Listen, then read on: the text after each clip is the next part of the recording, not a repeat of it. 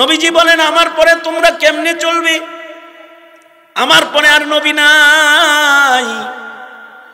কিন্তু তারাকতু ফীকুম আমরাইন লান তাদিল্লু মা তামাসসাকতুম বিহিমা কিতাবাল্লাহ ওয়া সুন্নাতা রাসূলিহ। আমি চলে গেলাম কিন্তু ইলমের দুইটা ভান্ডার দিয়ে গেলাম, কোরআন আর আমার হাদিস, আমার সুন্নাত, এই দুইটাকে যে দিয়ে গেলাম, এই দুইটার আলোয় আলোয় রাস্তা চলবা তো নিরাপদে জান্নাতের গেটে চলে যাইবা। সাবধান উম্মত, কোরআন হাদিসের পথ থেকে অন্য কোনো পথ মতে যাইবা তাহলে কিন্তু ধরা খায়া যাইবা। যাদেরকে আল্লাহ তাআলা এই কোরআনের জন্য মনোনীত করবেন, যাদেরকে আল্লাহ তাআলা হাদিসের জন্য মনোনীত করবেন, যাদেরকে আল্লাহ তাআলা উচ্চতর ইলম দান করবেন, খিয়ারুহুম ফিল ইসলাম ইযা ফাকিহু, আল্লাহর রাসূল বলেন আমার উম্মতের কেউ যদি ফকিহ হয়ে যায়, আলেম হয়ে যায়, তার মর্যাদা শরীয়তে ইসলামে আল্লাহর কাছে আলাদা। ফকিহুন ওয়াহিদুন আশাদ্দু আলা শাইতানি মিন আলফি আবিদিন, 1000 আবেদের চাইতেও একজন আলেম ইবলিসের বেলায় শক্তিশালী, ইবলিসের মোকাবেলায় বেশি শক্তিশালী। আমি তো বলি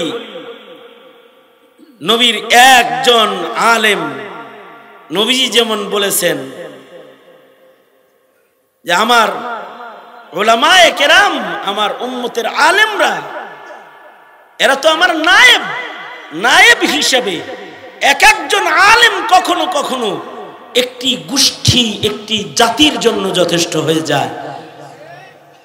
যেমন আমাদের আকাবিররা এক একজন আলেমে দ্বীন ছিলেন, তারা এই মাটির সকল বাতিল শক্তির জন্য ত্রাস ছিলেন।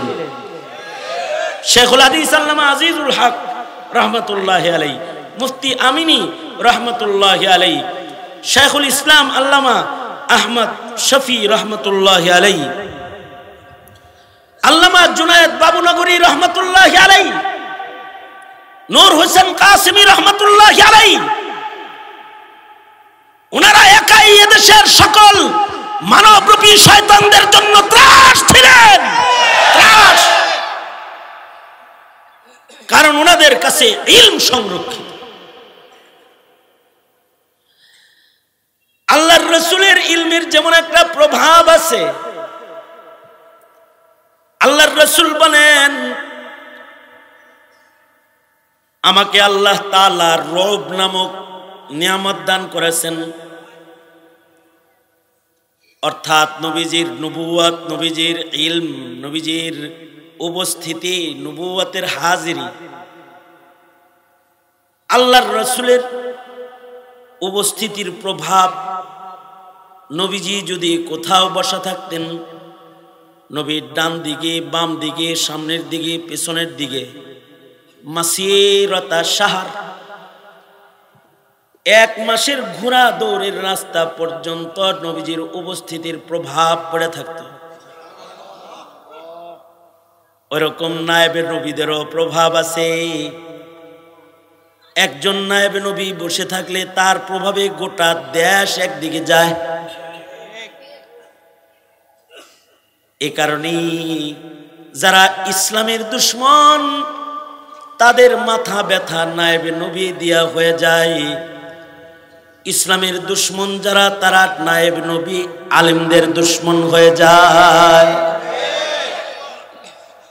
কারণ আলেমের একটা প্রভাব আছে, ইলমের একটা প্রভাব আছে, এটা পড়া যায়। জাতি টের পেয়েছে বিগত দিনে আলেমের প্রভাব কত। আলেম মরে গেলে তার লাশের প্রভাব কত। জানাজা ঠেকানোর জন্য পুলিশ নামাইছ, ভুলে গেছ? জানাজা ঠেকানোর জন্য পুলিশ নামাইছে। আলেমের প্রভাব আছে। কারণ আলেমের কাছে ইলম আছে, আর ইলম যেটা এটা আল্লাহর দান। যারে তারে আল্লাহ তাআলা ইলম দেন না। আল্লাহ যাকে পছন্দ করেন তাকে ইলম দান করেন। মাইরিদিল্লাহু বিহি খায়রাই ইউফাক্কিহু ফিদ্দিন। আল্লাহ যারে পছন্দ করে না আল্লাহ তাকে ইলম দেয় না। এ কারণে মান্নত মানলে হাফেজ হয় না, আলেম হয় না। আল্লাহ আসমানে লিখলে হয়ে যায়, মান্নত মানলে হয় না। চেষ্টা করে ইলম আটকাইতে পারে না, কয় পড়ি ভুলা যাই। কিন্তু আল্লাহ দিলে অল্প সময়ে মুখস্থ হয়ে যায়। সম্প্রতি এই নোয়াখালীর একটা বাচ্চা, সে মাত্র 49 দিনে হাফেজে কোরআন হয়েছে। কয়দিন? এর চেয়ে আরো বেশি আশ্চর্য ছিল আমাদের আকাবিরদের জীবন। ইমাম মুহাম্মদ রাহমাতুল্লাহ আলাইহি হানাফি মাযহাবের 4 ইমামের এক ইমাম। ইমাম মুহাম্মদ যখন ইমামে আজমের ক্লাসে গেছেন, দর্শে গেছেন, ইমাম জিজ্ঞাসা করে, মুহাম্মদ হাফিজতাল কোরআন, কোরআন মুখস্থ করছো? না। যাও বেরো ক্লাস থেকে, মুখস্থ কইরা তারপরে বসবা। উনি বাড়িতে চলে গেছেন, সুবহানাল্লাহ বলার লাগে রেডি হয়ে থাকে। 7 দিন পরে ক্লাসে এসে বসছেন। ইমামে আজম বলে, হাফিজতাল কোরআন? বলছি না কোরআন মুখস্থ করে তারপরে আসবা। কোরআন মুখস্থ হইছে? না, হাফিজুল কোরআন, আমি কোরআনের হাফিজ একজন, খালি মুখস্থ করি নাই, মারে খতম শুনায়া তারপরে আসছি, বিনা লুকমায় মুখস্থ করছি। বিনা লুকমায়। কয়দিন? মাত্র 7 দিন। মাত্র 7 দিনে যে আল্লাহর কালাম 30 পারা মুখস্থ করলো, এটা কি ইমাম মুহাম্মাদের শক্তি নাকি আল্লাহর দান? যালিকা ফজলুল্লাহ ইউতিহি মান ইয়াশা। এটা আল্লাহ পাকের দান। আল্লাহ যারে দেয় সে পেয়ে যায়, সে আলেম হয়ে যায়। আল্লাহ যাকে ইলম দান করে, চেহারা সুন্দর না হইলেও তারে দিয়ে দেয়, গরিব গড়ে হইলেও তারে দিয়ে দেয়, দেখতে শুনতে টল। কারণ ইলম একটা অস্ত্র আপনার ঘাড়ে দিব, এর লেগে কত মাপ। যে একটা অস্ত্র দিব, একটা বন্দুক দিব হের ঘাড়ে, এর লেগে হেরে খালি মাপে। একটা ক্লাসিন কপ দিবে, এর লেগে তারে নদীতে চুবায়, পাহাড়ে উঠায়, রশিতে ঝুলায়। সে কি এটার মর্যাদা রক্ষা করতে পারবে কিনা, এই জন্যে কোমরে পাথর বান্ধা তারপরে পাহাড়ে উঠায়। কয় এইটা লয়ে উঠতে পারস না, অস্ত্র লয়ে উঠবি কি? না খায়া রাখে, না খাওয়ায় রাখে সেনাবাহিনী ট্রেনিং। একটা অস্ত্র দিবা যেটা চালাইতে খালি আঙ্গুল লাগে। যদি ট্রেনিং ছাড়া অস্ত্র চালান না যাইত, তাহলে সন্ত্রাসীদের হাতে অস্ত্র যাইত না। সন্ত্রাসীরা কি কেউ সেনাবাহিনী ট্রেনিং রয়েছে? হেরা যে হেলমেট পরে খালি করে, এটা চালাইতে লাগে মাত্র একটা আঙ্গুল। এইটার জন্য এত যাচাই বাচাই। আল্লাহ তাআলা ইলমের ধন দান করবেন, এর জন্য বুঝি বাছাই নাই। তবে আল্লাহ তাআলা দেহের মাপ নেন না, বডির মাপ নেন না, শক্তি কেমন ওইটার মাপ নেন না। আল্লাহ পাক বান্দার কালবের মাপ দেখেন। যার কালব যেমন হয় আল্লাহর দান তার জন্য তেমন হয়ে যায়। যালিকা ফজলুল্লাহ, এটা আল্লাহর দান। এ কারণেই আল্লাহর রাসূলকেও আল্লাহ তাআলা বলেন অকুর রব্বি জিদনি ইলমা, এই নবী আপনি আমার কাছে ইলম চান। হে আমার পয়গম্বর, আপনি আমায় ডেকে বলেন, হে আমার প্রতিপালক আপনি আমাকে ইলম দান করেন। নবীজি আল্লাহর নির্দেশে আল্লাহর কাছে ইলম চেয়েছেন, বলেছেন রব্বি জিদনি ইলমা। বাস আল্লাহ তাআলা নবীজিকে এমন দেওয়া দিছেন, নবীজি বলেন উতিতু ইলমাল আউয়ালিন ওয়াল আখিরিন। আল্লাহ তাআলা আমাকে আউয়ালিন ও আখিরিনের ইলম দান করেছেন। এই উম্মতের রিকশাওয়ালার ঘরে, ভ্যান গাড়িওয়ালার ঘরে, ব্যবসায়ীর ঘরে, সাধারণ মুবাল্লিগ তাবলীগীর ঘরে আল্লাহ তাআলা এরকম আলেম বানাইবেন। আল্লাহ যাকে পছন্দ করবেন তাকে ইলম বেশি দিয়ে দিবেন। আল্লাহ তাআলা যাকে পছন্দ করবেন তাকে এই ধন বেশি করে দান করবেন। আমাদের বর্তমান জাতীয় মসজিদের খতিব শেখ আব্দুল মালিক হাফিজাহুল্লাহ, দেখতে তো মানুষটা একেবারে খুব বেশি উচ্চতা না, গায়ের রং গঠন আপনাদের মতো অত সাফ সুতরা সুন্দর না, কিন্তু আল্লাহ তাআলা পছন্দ করে খাজানাতুল ইলম দান করছেন। ধন্যবাদ জানাই, ধন্যবাদ জানাই ধর্ম উপদেষ্টাকে যে এইরকম একজন সার্টিফিকেট ছাড়া যোগ্য আলেমে দ্বীনকে, ওনার তো কোনো বাংলাদেশের কোনো স্কুল কলেজের সার্টিফিকেট নাই, কারণ উনি এই বাংলা লেখাও কিছুদিন আগে শিখছেন, মানে আরবি পড়তে পড়তে ওনার বাংলার সাথে মোমারাসাত এত দুর্বল হয়ে গিয়েছিল যে উনি বাংলায় লিখতে পারেন না। ওনার ছাত্ররা ওনার বাংলাকে অনুবাদ করে, কিন্তু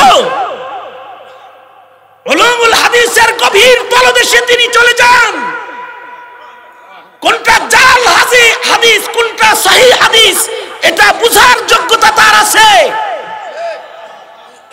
এই যে ইলমের খাজানা, এটা আল্লাহর দান, আল্লাহ তাআলা দান করেছেন।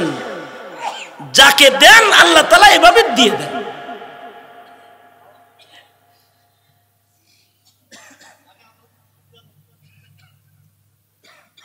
কিছুদিন আগে আমি এক মাদ্রাসায় পাগড়ি দেওয়ার জন্য গেছি।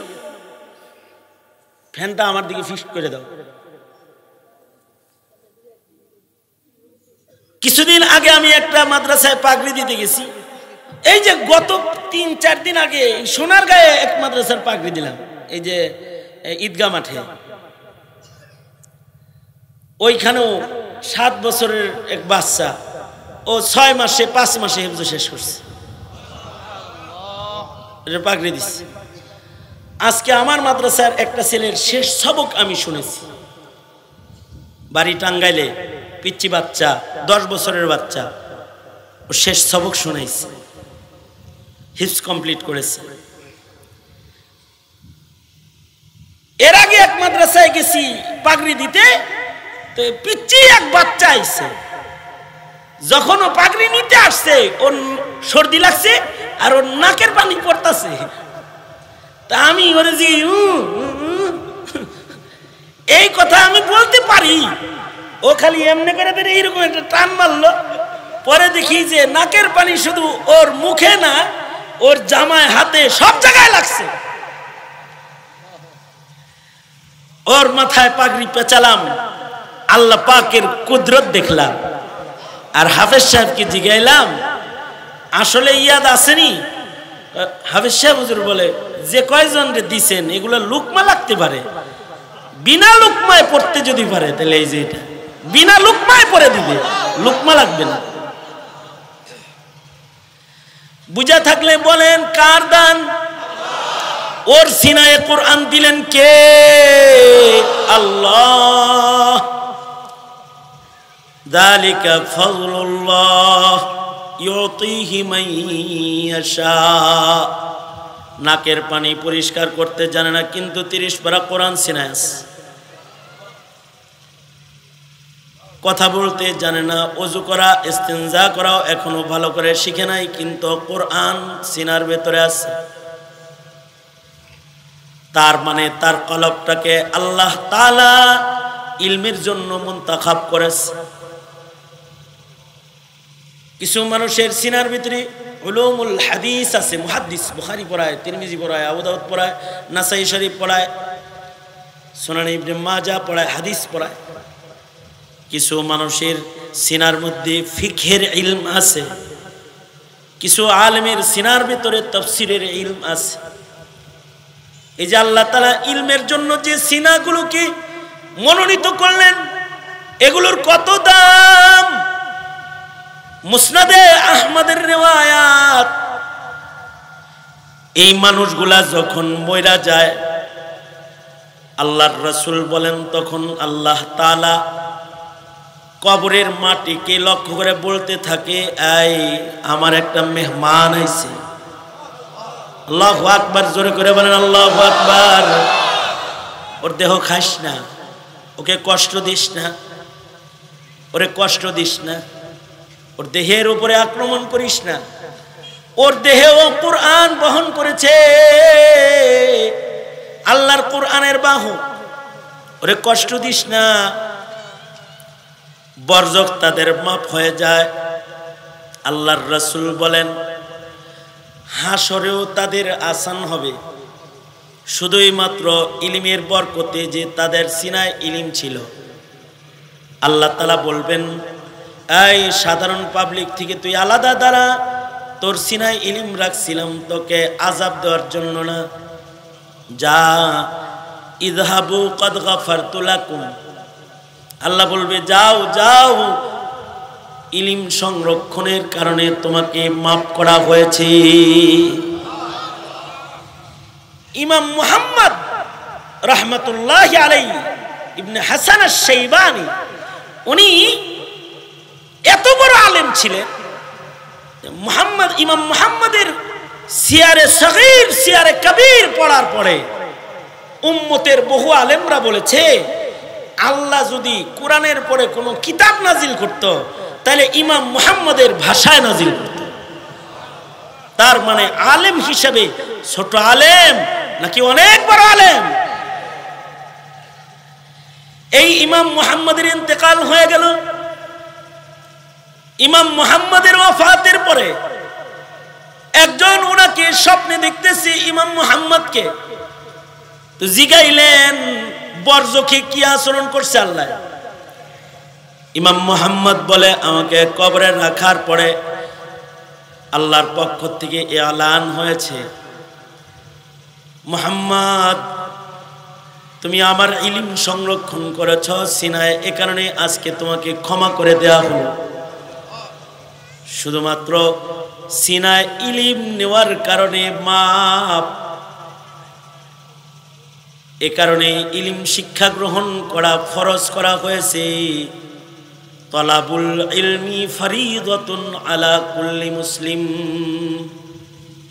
কারণ ইলম যদি কারোর না থাকে, তাহলে সে কাদিয়ানিও চিনবে না, সাদিয়ানিও চিনবে না, বেদাতিও চিনবে না, কিছুই চিনবে না। ইলম না থাকলে, ইলম যদি না থাকে, আকীদার দোষ কোনটা এটাও দেখবে না, আমলের দোষ কোনটা এটাও দেখবে না, বক্তব্যের ত্রুটি কোনটা এটা দেখতে পাবে না। এটা দেখার চক্ষু হলো ইলমি দ্বীন। ইলম ছাড়া দেখা যায় না। এই কারণেই যার ইলম বেশি, আল্লাহর কাছে তার সম্মান বেশি। কারণ হলো, হুজুর আসছে, হ্যাঁ হ্যাঁ, নিয়ে আসেন নিয়ে আসেন, আল্লাহর বান্দাকে কষ্ট হইতেছে, তাড়াতাড়ি নিয়ে আসেন। আজহারি বেরি নিয়ে আসেন, আগে পড়ে হুজুর আনেন।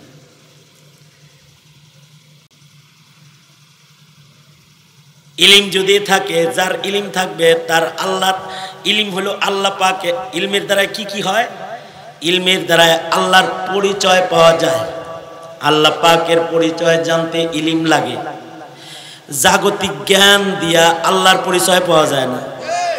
এই কথা বলেন না কেন? এদিকে তাকান। জাগতিক জ্ঞান দিয়া আল্লাহর পরিচয় মিলে না। জাগতিক জ্ঞান দিয়া হইল দুনিয়ার লাভ লস এর সন্ধান মিল। জাগতিক জ্ঞান দিয়া দুনিয়া কোনটা লাভ, কোনটা ভালো, কোনটা মন্দ এটা বুঝে আস। দুনিয়া কোন ব্যবসাটা ভালো, কোন পথে গেলে ইনকাম ভালো হইব, কোন পথে গেলে ভালো থাকা যাইব, ভালো খাওয়া যাইব, ভালো পড়া যাইব। এ কারণে শিক্ষকদের স্লোগানও একটা আছে যে পড়াশোনা করে যে বলেন পড়াশোনা করে যে, কারণ এটার দ্বারাই শুধু এই গাড়ি ঘোড়াই চড়া যায়, এটার দ্বারাই জান্নাত কামানো যায় না। দুনিয়ার জ্ঞান দিয়া জান্নাতের কাজ চিনা যায় না, অথবা দুনিয়ার জ্ঞান দিয়া ব্যবসার কোন জায়গায়, মাটির কোন জায়গায় কোন সম্পদ লুকিয়ে আছে তাও দেখা যায়, কিন্তু আল্লাহকে দেখা যায় না। এ কারণেই বহু দুনিয়ার জ্ঞান শিখার পরেও, জাগতিক জ্ঞান অনেক শিখার পরেও বহু শিক্ষিত নাস্তিক হয়ে যায়। ওরা বলে আল্লাহ নাই। আছে না নাই? জোরে বলেন, আওয়াজ করে বলেন, আরো জোরে বলেন, আওয়াজ করে বলেন, আছে না নাই? বলে কি আল্লাহ নাই? নাউজুবিল্লাহ বলেন। কেন? ওরা কি শিক্ষিত না? হ্যাঁ, ওরা শিক্ষিত, কিন্তু ওরা জাগতিক জ্ঞান শিখেছে, ওরা ইলমি দ্বীন শিখে নাই। ওরা যদি ইলমি দ্বীন শিখত তাহলে ওরা ওদের ঈমান রক্ষা করার জন্য প্রয়োজনে জীবন দিত, ঈমান দিত না। ওরা যদি ইলম শিখত তাহলে ওরা নবীর ইজ্জত রক্ষা করার জন্য শাপলায় গুলি নয়, শাপলায় শহীদের রাজপথে দাঁড়িয়ে যেত। ওরা যদি ইলম শিখত, ওরা যদি ইলম শিখত, ওরা রাসূলকে চিনত। ওরা যদি ইলম শিখত, ওরা আল্লাহকে চিনত। ইলম হাসিল না করলে আল্লাহ চেনা যায় না। এই কারণেই আমাদের এত সংগ্রাম যে বাংলাদেশের শিক্ষা সিলেবাসগুলোর ভেতরে ইমানিয়াত, এটাকে ইমানের শিক্ষা যেটা, এটাকে নিশ্চিত করা হোক।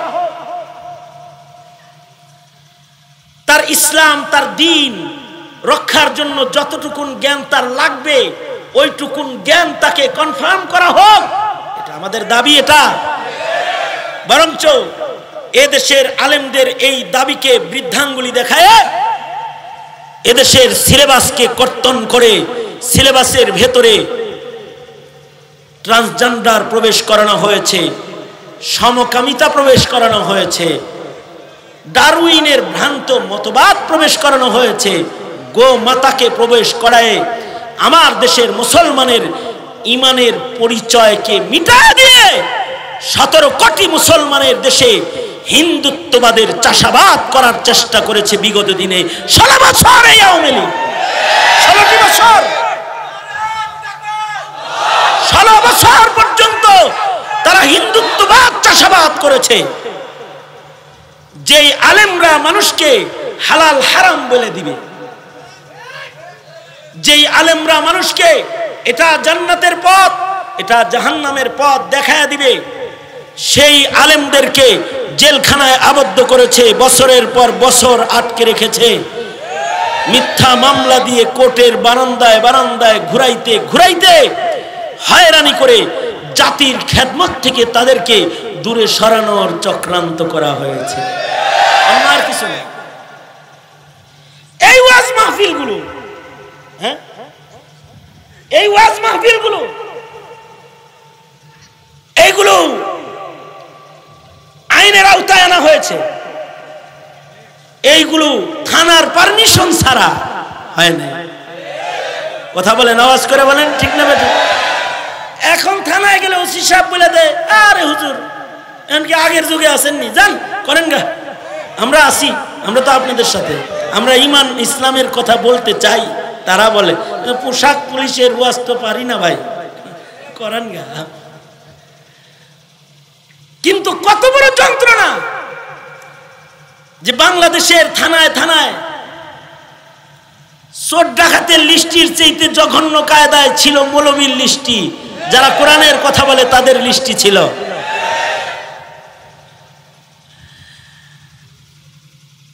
কত জায়গায় গেছি আর ওসি সাহেব বলে দিয়েছে হুজুর আপনি তো 12 নম্বর অথবা 7 নম্বর আছেন আমাদের লিস্টে, এক এক থানায় এক এক লিস্টি, আপনি আসেন না, আপনি আসলে প্রোগ্রামটা হবে না। কেন কেন এই বাধা? এই আলেমরা সিনা ইলম নিয়ে কি বলে? তারা কি কারোর চেয়ার নিয়ে টানাটানি করে? না, তারা সরকারকে বলে তোমরা কাদিয়ানীকে অমুসলিম ঘোষণা করো, নইলে গদি ছেড়ে দাও। তারা বলে রাসূলকে গালি দেয় শাতিমে রাসূল যারা, তাদের মৃত্যুদণ্ডের আইন করো, তাছাড়া মুসলমানের রাজত্ব ছেড়ে দাও, এদেশে তোমাদের দরকার নাই। বাস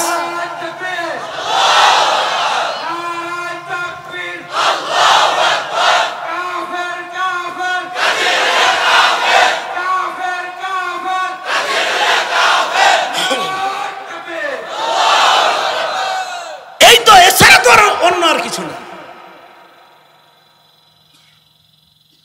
সুতরাং তোমাদেরকে বলবো, আলেম তার কাছে কোরআনের ইলম আছে, তার কাছে হাদিসের ইলম আছে, এটা কার দান? আরো জোরে আওয়াজ করে বলুন ভাই, কার দান? কারণ জোর করে কেউ মৌলবী হইতে পারে না, নিজের শক্তিতে কেউ হাফেজে কোরআন হইতে পারে না। ইলম আল্লাহর দান, মিল্লাদুন্না ইলমা। আল্লাহ পাক যাকে চয়ন করে তাকে আল্লাহ তাআলা ইলম দান করে। এই কারণে আমাদের উলামায়ে দ্বীনদের যে জামাত, এটা আল্লাহর মনোনীত জামাত। আল্লাহর রাসূল বলেন আলাইকুম বিমুজালাসাতিল উলামা, তোমরা আলেমদের কাছে বসবা, আমারে পাইলা না আমার নায়েবদের কাছে বসবা। আল্লাহ তাআলা বলেন তোমরা যারা আমার সম্পর্কে জানো না, যে আমার সম্পর্কে জানে, যে আমার ঠিকানা জানে, তার কাছে জিজ্ঞাসা করো। অকুলির রহমান ফাসআল বিহি খাবীরা। আল্লাহ বলেন তুমি জানো না তো আমি যাকে ইলম দান করেছি তারে জিগায়া জিগায়া আমার দিকে তুমি আগায়া আসো। ফাসআলু আহলায যিকরি ইন কুনতুম লা তা'লামুনা বিল বাইয়িনাতি ওয়াজ জুবুর। তোমার জানা নাই কিন্তু একজনের জানা আছে, যে আলেমে দ্বীন যে জানে তার সামনে দাঁড়ায় বইলো না আমিও জানি না। কুল হাল ইয়াস্তাবিল্লাযীনা ইয়া'লামুনা ওয়াল্লাযীনা লা ইয়া'লামুন। আল্লাহ তাআলা বলেন বন্ধু আমার বান্দাদেরকে আপনার উম্মতদেরকে জানায়া দেন, যারা আলেম আর যারা আলেম না তারা দুইজন সমান না। ঠিক, আরো আস্তে করে কোন ঠিক, জোরে আওয়াজ করে বলেন ঠিক না বে ঠিক, জোরে আওয়াজ করে বলেন, আরো জোরে করে বলেন ঠিক না বে ঠিক। কারণ আবেদের বুঝ হয় একতরফা আর আলেমের বুঝ হয় ইনসাফওয়ালা, আদলওয়ালা। সাহাবায়ে কেরাম সবচেয়ে নবীজির কাছে থেকে ইলম শিখার কারণে আল্লাহর রসুলের সব সাহাবী উদুল, তাদের ইলম বেশি, তাদের তাকওয়া বেশি, কারণ কাছে থেকে ইলম শিখেছে তো তারা। এ কারণে নবীজির সামান্য সময়ের সোহবতের ছাত্র যে সরাসরি নবীজির সাক্ষাৎ দর্শ, সাক্ষাৎ কালেমার সাথে যে পায় নাই সে সাহাবী নয়। নবীর কাছে এক মুহূর্তের শিক্ষাও যে গ্রহণ করেছে, নবীর সামনে দাঁড়ায় একবার যে কালিমা পড়েছে, তার এত দাম। কান নুজুম বিআইহিম ইক্তাদাইতুম ইহতাদাইতুম। সাহাবী ছোট বড় যা আছে সোয়া লাখ, সব আলেম পাক্কা, সিদ্দিক পাক্কা, এরা সবাই আল্লাহর মনোনীত উদুল বান্দা, আদিল বান্দা। এদের দ্বারায় কখনো অনাচার হয় না। এদের ভিতরে সবচেয়ে বড় আলেম কে যদি প্রশ্ন করা হয়, যে সাহাবীদের ভিতরে সবচেয়ে বড় আলেম কে, এটা যদি প্রশ্ন আসে, তাহলে সাহাবীদের ভেতরে বড় আলেম খুঁজতে গেলে হযরত আবু বকরের নাম আসবে এক নম্বর। কানা আবু বকর আলামানা।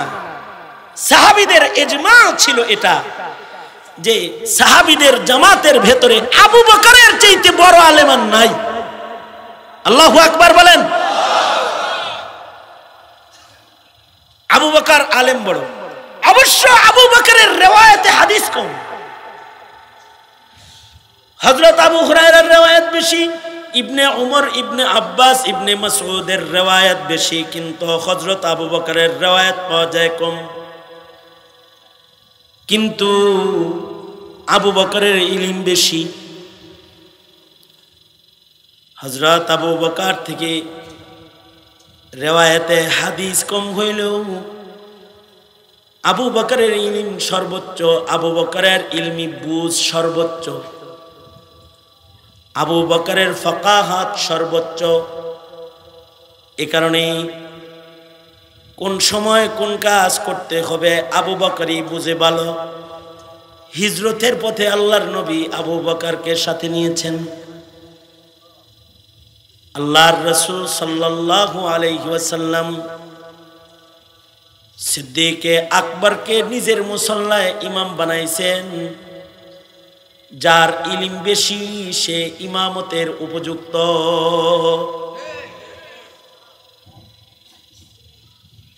আল্লাহর রাসূল নবী আলাইহিস সালাতু ওয়াস সালাম কুবা এলাকায় যাইবেন দুই গ্রুপের ঝগড়া মীমাংসা করতে। আল্লাহর নবী বেলালকে ডাকলেন, বেলাল, কাজ্জা মিটাইতে যাইতেছি, সময় কতক্ষণ লাগে বলা তো যায় না, যদি জোহরের আগে আসতে না পারি তুমি আজান দিয়ে দিও টাইম মতো। আর আবু বকরকে বইল আমার জায়গায় ইমাম হয়ে যেন নামাজ পড়ায় দেয়। হযরত নবী আলাইহিস সালাতু ওয়াস সালাম গেলেন আল্লাহর রাসূল তাবুকে, ঝগড়া মিটাইতেছে। ঝামেলা লাগলে আল্লাহর রাসূল খুব পেরেশান হইতেন দুইজনের ঝামেলা মেটানোর জন্য। হযরত বেলালকে বলছেন আজান দিতে আর আবু বকররে দিয়ে নামাজ পড়াইতে। জোহরের রক্ত হয়ে গেছে, ওয়াক্ত মতো তো বেলাল নবীর নির্দেশ আজান দিয়ে দিছে। মসজিদে মুসল্লিরা আসছে, কিন্তু ইমাম সাইয়্যিদুল মুরসালিন হাজির নাই। কে নামাজ পড়াবে? হযরত বেলাল বলেন আল্লাহর রাসূল বলছেন আপনাকে নামাজ পড়াইতে, যান নামাজ পড়ান।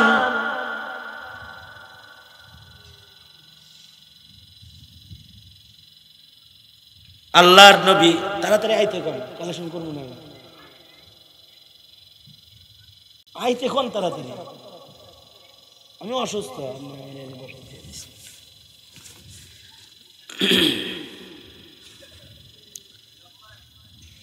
আল্লাহর রাসূল সাল্লাল্লাহু আলাইহি ওয়াসাল্লাম মারজে মউতে, মারজে ওয়াফাতে আল্লাহর রাসূল যখন অসুস্থ, শেষ কয়েক ওয়াক্ত নামাজ আল্লাহর রাসূল ইমামতি করতে পারেন নাই। আল্লাহর নবী নির্দেশ করেছেন আবু বকরকে ইমাম হইতে বল, কারণ কানা আবু বকর আলামানা। নবীজির পরে উম্মতের ভেতরে সবচেয়ে বেশি ইলিমওয়ালা, সবচেয়ে বেশি আমলওয়ালা হইলেন আবু বকর। আবু বকরকে আল্লাহর জান্নাতের 8 দরওয়াজা ডাকবে। আল্লাহু আকবার বলেন। এই কারণেই সূরা নসর যখন নাজিল হয়েছে, সূরা নসরের আসল মর্মার্থ অন্যরা বুঝে নাই, ইলম যার বেশি আবু বকর ঠিকই বুঝে ফেলছে। সূরা নসর যখন নাজিল হয়েছে, বিজয়ের সংবাদ আইছে, এখন দলে দলে লোক ইসলামে ঢুকবো। নবীজির আল্লাহ জিকির করতে কইছে আর তাসবিহ পড়তে বলছে, আর যুদ্ধ লাগবে না রে, ইসলামের বিজয়ের ডঙ্কা আইসা পড়ছে। সব সাহাবীদের ভিতরে খুশি আর আনন্দ উল্লাস শুরু হয়েছে। কিন্তু সবাই যখন হাসে তখন আবু বকর কান্দে। সাহাবীরা বলে, আবু বকর আপনি কাঁদেন কেন? আমি কাঁদি এজন্যে। তোমরা হাসো কেন? কয় বিজয়ের সংবাদ পেলে হাসবো না, বিজয় তো খুশি। আমি কান্দি এজন্যে সূরা নসর নাজিল হয়েছে, তার মানে আল্লাহর রাসূলের ওয়াফাতের সময় কাছে হয়ে গেছে। রাহমাতুল লিল আলামিন দুনিয়া থেকে তাড়াতাড়ি বিদায়ের ডঙ্কা বেজে গেছে। সত্য সত্যই তারপর পরই আল্লাহর নবী অসুস্থ হয়ে পড়লেন এবং নবী আলাইহিস সালাতু ওয়াস সালাম বিদায় নিয়ে চলে গেলেন। আবু বকরের ইলমি বুঝ বড়, আলেম বড়, এজন্য সম্মান বড়। মনে রাখতে হবে, এই জমিনে যারা আলেম আছে তাদের ইলমি বুঝ বড়, তাই তাদের সম্মান বড়। এ কারণে আলেম উলামা যেদিকে পাবলিক থাকবে সেদিকে, আলেম নাই যেদিকে পাবলিক নাই সেদিকে। কারণ আলেমরা আল্লাহ পাকের ইলম হেফাজতের বাহিনী, উলাইকা হিজবুল্লাহ, আল্লাহর বাহিনী।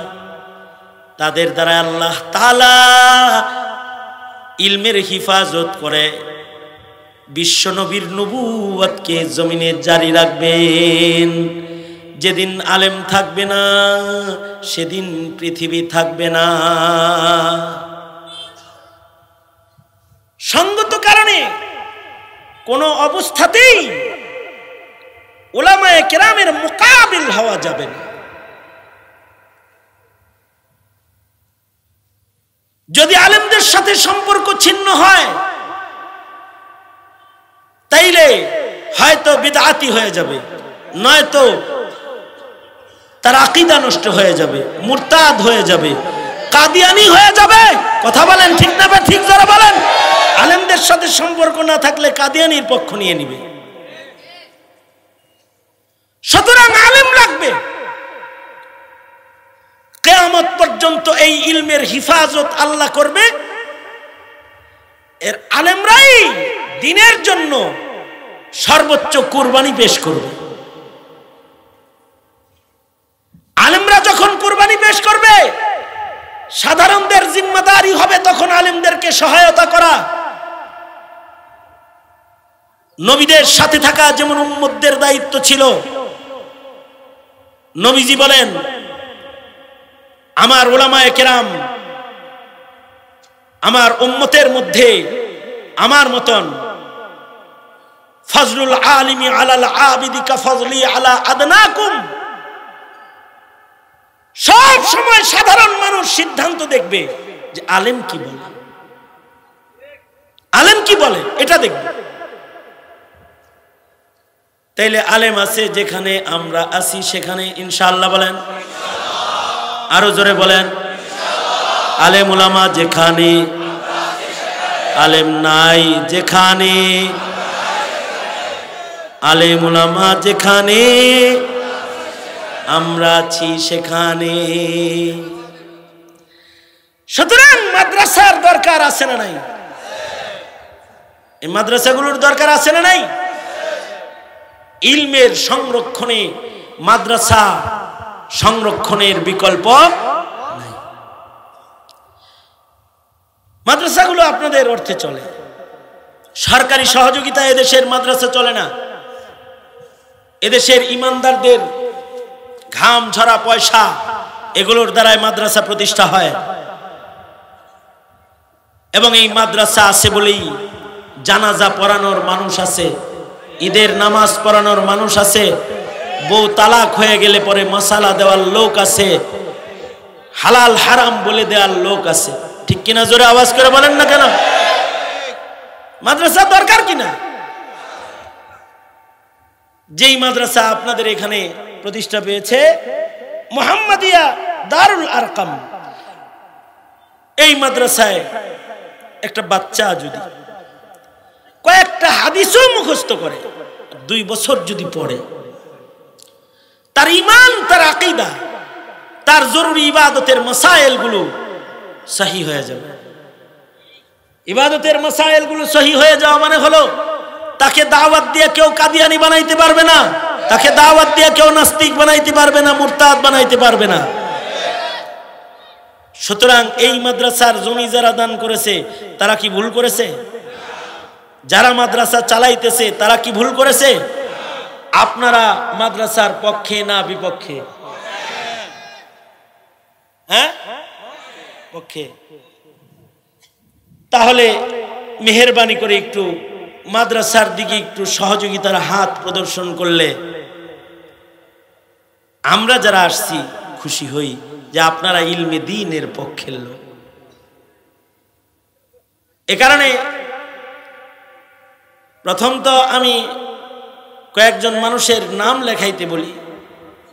কিছু মানুষ নাম লেখান যে বছরে মাদ্রাসায় 12 মাসে 12,000 টাকা ইলমে দ্বীনের হিফাজতে আপনি সাহায্যকারী হবেন, অথবা 10 মাসে 10,000 টাকা, অথবা 30,000 টাকা, 20,000 টাকা এই মাদ্রাসায় দান করবেন বছরে। এমন কিছু মানুষের নাম আমি লিখতে চাই। প্রথম কার নামটা লিখতে পারি যে এই ইলমের খেদমতে সাদাকায়ে জারিয়া হিসাবে মায়ের নামে, বাবার নামে,